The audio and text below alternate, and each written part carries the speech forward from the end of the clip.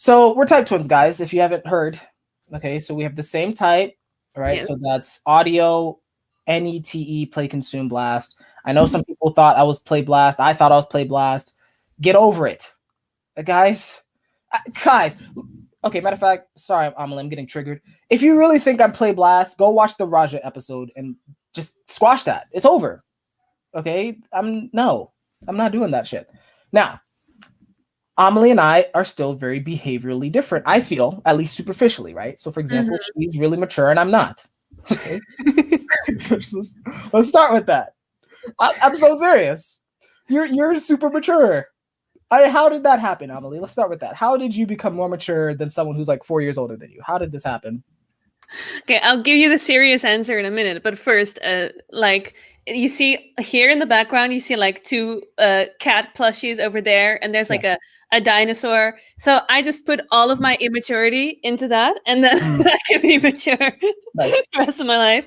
Nice. No, I'm kidding. Okay, basically, so here's my little weird demon F5. Like, I can't say that I'm mature, but I'll roll with it. I think we're getting straight into this. I have been diagnosed with ADHD and autism spectrum disorder, and I've also like suffered from anxiety, depression, all sorts of fun stuff ever since I was like 13. It was like a serious thing. So I sort of learned very, very early on that if I didn't get my shit together, life was just going to kick my ass over and over and over again. Like I had the last 2 years of high school, I was not able to go to class because I was just having constant panic attacks. It was just not. And like then I went to university and I dropped out after a year because I got so overwhelmed. I wasn't planning. I wasn't taking care of anything well, and I got overwhelmed. And I, like, in sort of 2 years that I didn't go to school, I had 5 or 6 jobs that I would quit after half a year because I got overwhelmed, burned out. So I just realized, like, I have to get my shit together. So there's just so much what you could call, like, suffering or just so much shit on the front end already that just kind of forced me to get my shit together. And it's still, like, right now, for example, I know that I cannot let things slide even for like a week, you know, like if I just take a week and just do whatever, then I'm going to feel the effects of that for months after, because I need to have that structure. I need to have that routine. I need to have like, I have to think about how to just get through a normal average day without being overstimulated at the end. So that kind of forces you to grow up pretty fast.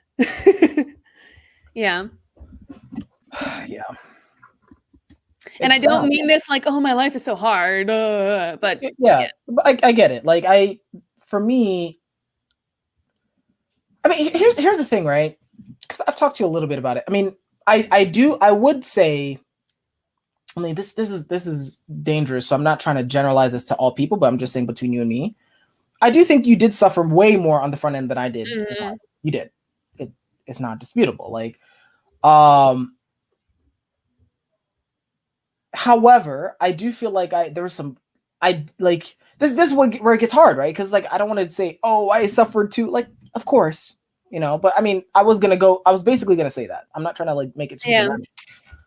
Where I was going with this though is what's fascinating to me is, and maybe this is not entirely true, but my suspicion at this time is that there is something like I'm putting your D on the spot, so sorry, but like I do think there is something special about how you processed or went through your suffering, because even with the suffering I've dealt with, I'm still like begrudgingly like revisiting it now, whereas you dealt with it on the front end. I mean, perhaps because of the intensity, I don't know, but I do think there is something to that, right? I don't know where I was going with that. That's an observation. You know? Yeah. No, I think that, because I could have also just technically, it would have been possible for me to not learn from the things Yeah. that went wrong, right? Or not learn as much or as fast or whatever.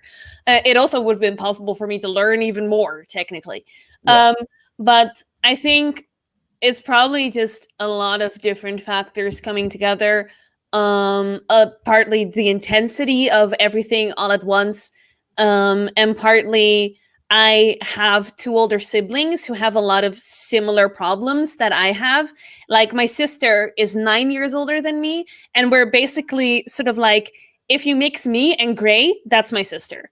Mm, mm, Um, so like I saw her 9 years ahead of me. And then my brother is 7 years older than me. I saw him 7 years ahead of me. So, like, and I've seen the things that can go wrong when you don't sort of like, and I'm not saying that they're like fuck ups or whatever. They're great. Great people. They do a lot of things really well, and I admire them both. But like, I saw what can go wrong yeah. basically already in my future because I saw them. So that also helped me and made me realize even more like, okay, how can I avoid getting more of the suffering that they have had and that I'm on track to have? Um, and I think that's probably played a large part in it as well. Um, yeah. Yeah. Yeah. And I didn't have that. So um I think for me, I was an only child. Hmm. So you know how that goes. You know, I just do whatever the fuck I wanted. I still do whatever the fuck I want. Hmm. Guys, clearly. But yeah, I think that led to yeah, our growth paths are different, right? I Yeah. like I think I have been processing that a little bit. I'm not gonna fucking brag too much, but like a little bit. Because when we interact, I feel like you really are crushing it on the SI, Hmm. and then my FI is just like amped up. Right. And I don't know why, you know. Um I know we've had conversations in the past where it was like, the upbringing and like the difference between the level of suffering we experience. But also like our cultures and like what like different gender constructs. Like, can you go into that actually? Sorry, I'm probably butchering it. Yeah.